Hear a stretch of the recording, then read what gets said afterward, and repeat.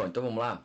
Em 2024, uma universidade federal brasileira removeu do seu currículo todas as referências a filósofos gregos e medievais.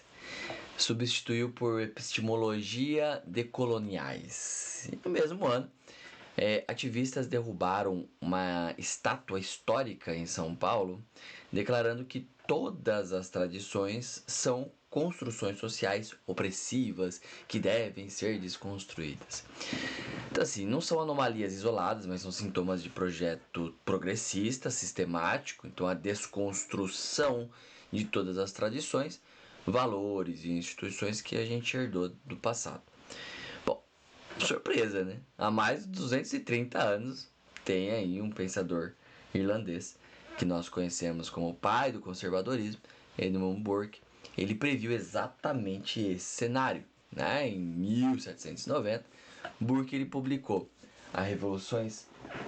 sobre a Revolução na França e, claro que todos os outros comentadores falaram disso posteriormente, onde ele defendeu o valor do que ele chamava de preconceitos, não no sentido pejorativo atual, mas no sentido de julgamentos pré-reflexivos que foram baseados na sabedoria acumulada das gerações.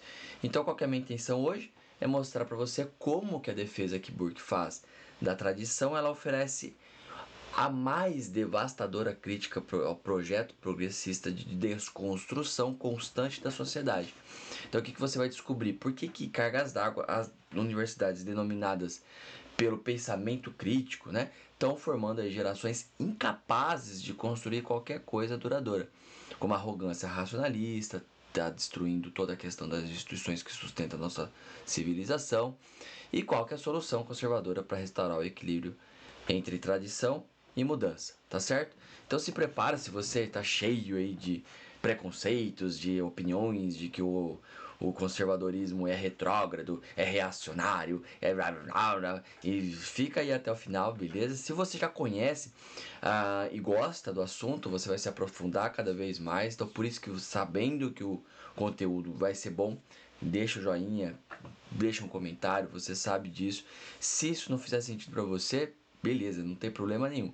Agora, se você quer se transformar num agente que vai passar essa mensagem adiante, mesmo sem fazer o que eu estou fazendo aqui, tem que fazer isso para o algoritmo entender e você vai ser essa pessoa sim, pode ter certeza, porque é assim que funciona o crescimento do canal. Senão a gente não consegue criar essa comunidade engajada nos próximos 6 meses, 1 ano, que é a nossa intenção aqui, tá bem? Vamos lá pro vídeo. Então, quem que foi Edmund Burke e por que ele importa hoje? Bom, ele nasceu em Dublin, tá? Em 1729. Ele era filho de um pai protestante, uma mãe católica, então uma origem que talvez explique a sua capacidade de ver além das divisões sectárias da sua época. Então ele foi formado em Direito, ele se tornou um dos mais eloquentes oradores ali do parlamento britânico, e onde ele serviu por quase 30 anos. Então, embora ele seja chamado de fato o pai do conservadorismo moderno, o Burke não era um reacionário que se opunha a toda mudança. Ele apoiou a independência americana, ele defendeu os direitos dos católicos irlandeses, ele denunciou os abusos do colonialismo britânico que teve ali na Índia.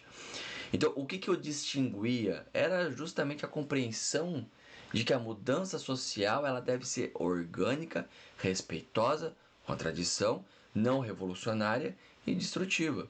Então, quando ele escreve as reflexões sobre a Revolução na França, ou em França, como você queira, em 1790, ela foi escrita como resposta à Revolução Francesa, né?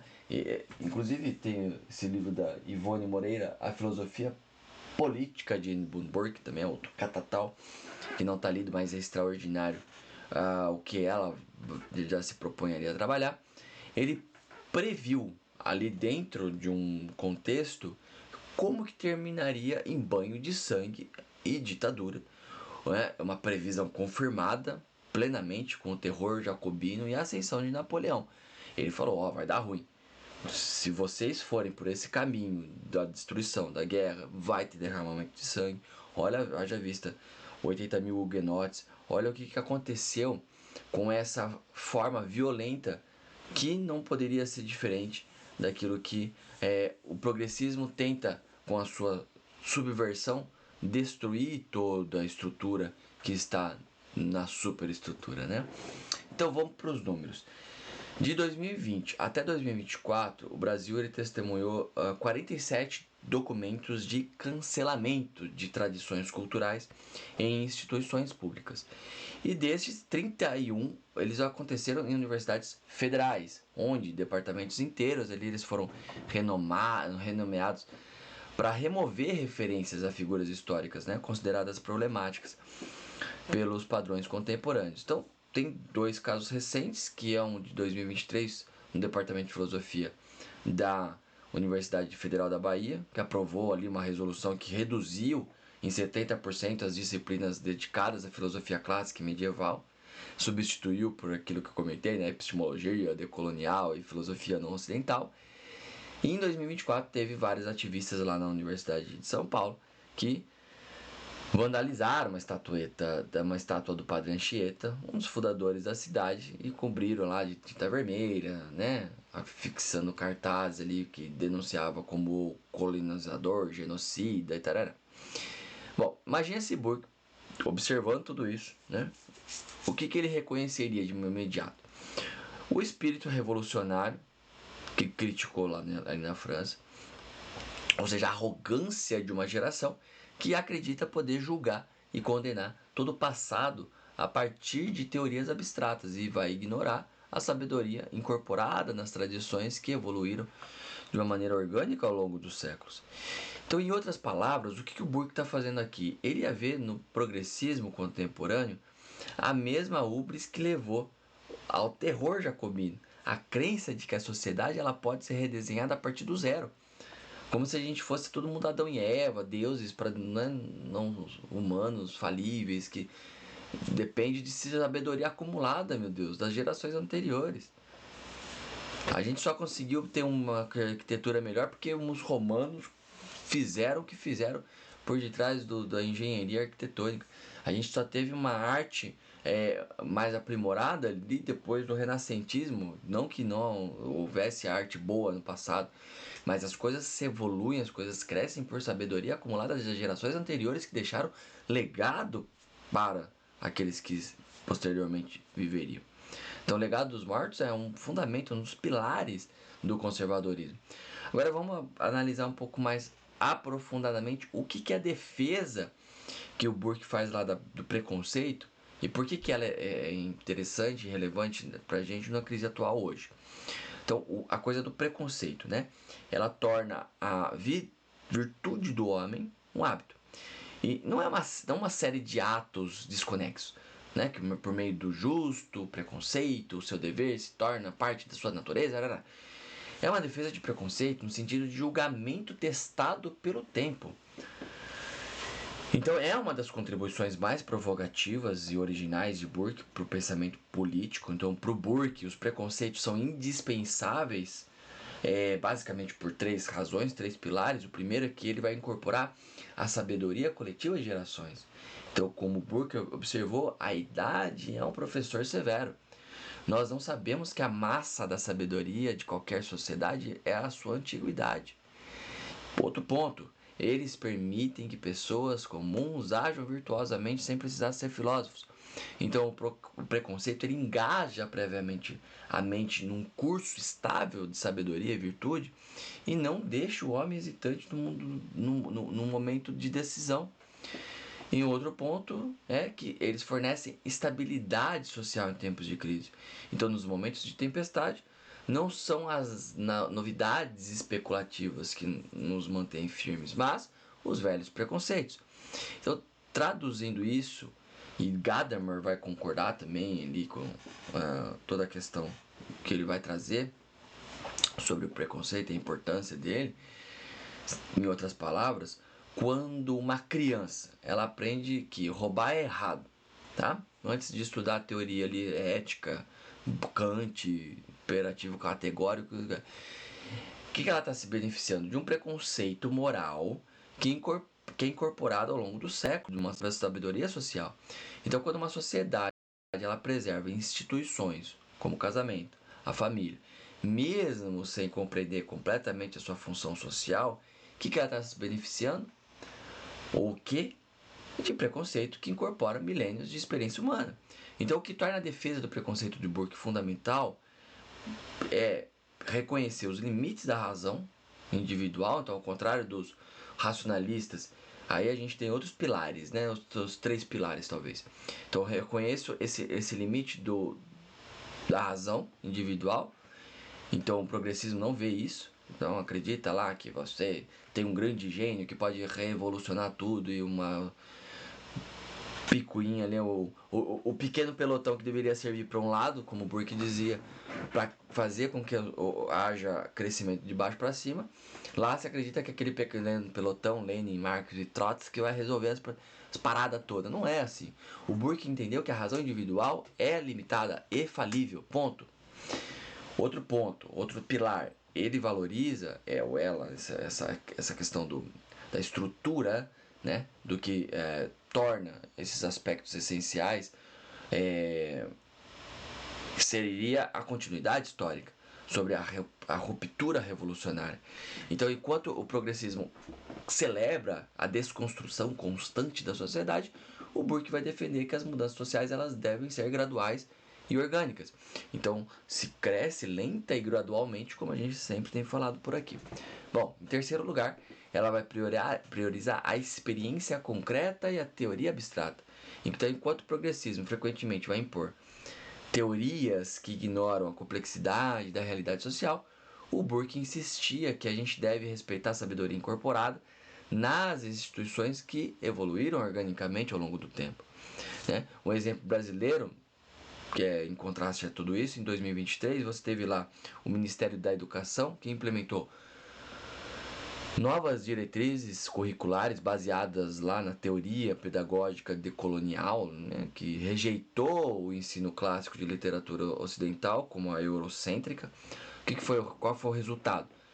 Uma queda de 17% das notas de português no PISA, né, no Programa Internacional da Avaliação dos Estudantes, em apenas um ano. Então, como explicou bem João Batista Oliveira, se a gente abandonar métodos de alfabetização testados por décadas em favor de teorias abstratas que nunca foram validadas empiricamente, o resultado é uma geração de crianças que não consegue nem ler nem escrever adequadamente. Não estou dizendo em nenhum momento que não tem que aperfeiçoar e melhorar. Meu filho mesmo estudando na minha puber. Mas o que acontece? Se você não tem uma estrutura basilar, você quer fazer tudo novo, então volta lá para a Ágora e tenta criar um novo método. E é exatamente esse tipo de arrogância racionalista que o Burke está criticando. Então, a rejeição de prática testada pelo tempo em favor de teorias abstratas com consequência desastrosa para as pessoas reais, especialmente as mais vulneráveis. Agora vamos lá, vamos pensar um pouco, descortinar, né, casos extremos aí que vão demonstrar como que essa arrogância racionalista está destruindo instituições aí na nossa civilização sem se aprofundar muito. Você pode encontrar isso na internet. Um é lá de 2023, o Departamento da História da Universidade Federal do Rio de Janeiro, que aprovou uma resolução que proíbe o uso do termo descobrindo o Brasil, né? Ou descobrimento do Brasil. Em todas as publicações acadêmicas, substitui obrigatoriamente por invasão europeia. Em 2024, em novembro, a Faculdade de Educação lá da Universidade de Brasília implementou o Código de Linguagem Inclusiva, que obriga os professores, os alunos, os docentes e discentes a usarem linguagem neutra, né? A gente viu isso. Bom, e outro, fevereiro de 2025, o programa de pós-graduação de filosofia da Universidade Federal de Minas Gerais, ele rejeitou o projeto de pesquisa sobre Aristóteles por ser filosoficamente irrelevante para questões contemporâneas, né? E perpetuar uma tradição eurocêntrica. E no mesmo mês aprovou 3 projetos ali sobre epistemologia do Sul, né? E filosofia decolonial, apesar de nenhum dos proponentes ali demonstrar conhecimento básico qualquer na tradição filosófica do que se pretendia dizer por desconstruir, né? Então assim, são casos que ilustram o que Burke vai chamar de vaidade da inteligência moderna. Então a arrogância de pensar que uma geração pode simplesmente descartar séculos de sabedoria acumulada com base em teoria abstrata, é assim, é no mínimo ridículo, é no mínimo estupidez. É o que adolescente faz. É a subversão, a gente está falando aqui incansavelmente, em vários vídeos. É a subversão adolescente, é a rebeldezinha. Eu tô rebeldezinho, eu quero iniciar. Então vai, então some 13 anos, só vai lá construir sua casa, vai pagar suas contas, vai trabalhar, vai colocar dinheiro dentro de casa, vai fazer. Vai, ainda mais com a geração millennial que tem hoje em dia. Tenta lá a sorte. É mais ou menos a mesma coisa. Então por isso que o Roger Scruton dizia, os conservadores são chatos, mas também estão certos. É que nem a coisa do pai e mãe. Pai e mãe é chato para um adolescente, mas também tá certo. Veja aqui na página 160 do Comporte-se, do Robert Sapolsky, em diante, ele falando das questões dos adolescentes, como não é, parece que não é humano mesmo, sob o ponto de vista biológico, né? É uma coisa esquisita. Ele não é nem criança nem adulto, né? Fica ali, é uma fase de transição altamente complexa. É mais ou menos o que a esquerda é. É um bando de desnorteado, desconectado da realidade. As utopias que acreditam que vai ficar melhor. Vai lá, então pega assim, ó, abre uma ilha, vai lá todo mundo pra ilha. Vai, tenta lá. Vive do comunismo ali e vamos ver o que vai. Aí, funcionando, volta pra dizer que funcionou. Por que não pega e todo mundo vai pra ilha lá? Mas não, quer viver no meio da sociedade, quer viver no âmago de São Paulo, com o capitalismo malvadão, voraz. Some todo mundo, pega as malas e vamos. Cria lá, né? Bote salva-vidas do esquerdismo progressista. Venham todos, agora a gente vai tudo para criar um pequeno país aqui na África, que onde você quiser. Né? Pega um estado brasileiro inteirinho para vocês. O resto deixa para o povo viver. É um negócio. Por que não fazem isso? Né? Estranho. Por que quer viver no meio do capitalismo malvadão voraz que está desvirtuando toda a moralidade progressista? Né? Os santos. Que só se preocupam com os coitados da justiça social, né? Então, com o coitado dos órfãos, dos mendigos, dos oprimidos, dos oprimido, opressor, dominante, dominado, do burguesia, proletariado, se preocupa com sempre todo mundo de uma maneira extremamente empática. Pô, se é céu na terra assim, cria um paizinho separado. Por que não fazem isso? E a gente tem vários outros números alarmantes, né? Segundo o estudo avançado da USP, entre 2020 e 2024, teve uma redução de 43% das disciplinas dedicadas aos clássicos de filosofia, de literatura, de história nas universidades federais. No mesmo período, houve um aumento de 78% em disciplina com termos de desconstrução decolonial e crítica, né? Crítica lá do Marx. O que é o mais preocupante? É que as universidades, que deveriam ser guardiãs da tradição intelectual, se tornaram centros de destruição sistemática da sabedoria acumulada ao longo dos séculos. E daí, como o Scruton diz, a universidade que não respeita a tradição não é uma universidade, mas é um centro de doutrinação ideológica. Então, essa situação não é exclusiva do Brasil. Nos Estados Unidos, um estudo lá do National Association of Scholars, ele trouxe lá que 78% dos departamentos de humanidades não exigem mais a leitura dos clássicos da civilização ocidental. Na Europa, universidades históricas como Oxford, Cambridge, está descolonizando seus currículos, removendo autores clássicos em favor de textos escolhidos por críticos ideológicos. Agora vamos examinar, por fim aqui, outra dimensão da crítica do Burke que contradiz frontalmente o progressismo contemporâneo. Ele diz o seguinte: a ciência de construir uma comunidade, de renová-la ou reformá-la, ela não é como qualquer ciência experimental para ser ensinada a priori. É uma observação que o Burke trouxe que revela sua crítica fundamental, básica aqui ao racionalismo abstrato. Então, a crença de uma sociedade que pode ser redesenhada a partir de teorias abstratas e ignora a sabedoria incorporada das tradições. Isso é um fato. Então, assim, outro exemplo histórico, né? Depois da Revolução Francesa, os revolucionários eles tentaram redesenhar toda a sociedade a partir de princípios abstratos. Eles criaram um novo calendário, uma nova religião, o culto da razão, né? Até mesmo tentaram redesenhar o sistema métrico. E qual que foi o resultado? Um caos social, violência revolucionária e finalmente a ditadura napoleônica. E como observou o historiador François Furet, a Revolução Francesa ela começou como a Declaração dos Direitos do Homem e terminou no Napoleão Bonaparte. Uma trajetória que Burke previu com notável precisão. Então, enquanto o progressismo se apresenta como científico, racional, ele na verdade ele repete o mesmo erro dos revolucionários da França ali, que o Burke criticou. Então, a arrogância de pensar que teorias abstratas são superiores à sabedoria acumulada da experiência humana é um absurdo. Agora que a gente compreendeu tanto a defesa que Burke faz da tradição quanto a crítica do racionalismo abstrato, vamos explorar as soluções conservadoras para restaurar o equilíbrio entre tradição e mudança. Então, diante da arrogância racionalista que domina nossas instituições culturais e educacionais, qual que é a solução? Não tratar de rejeitar a qualquer mudança que vier. Ponto é restaurar o equilíbrio entre tradição e inovação por meio de alguns pilares básicos. Vamos dividir em 3 aqui, como o meu grande querido Peirce sempre fazia, as suas tricotomias. Primeiro, implementar uma reforma circular ali que vai recuperar um estudo das universidades brasileiras. Em 2019, teve a Universidade de Columbia, nos Estados Unidos, que ela reintroduziu o seu programa de Core Curriculum, que exigia que todos os estudantes lessem obras fundamentais da civilização ocidental. Qual foi o resultado? Um aumento de quase 30% nas notas de avaliação crítica e um aumento de 35% na capacidade de articular argumentos complexos.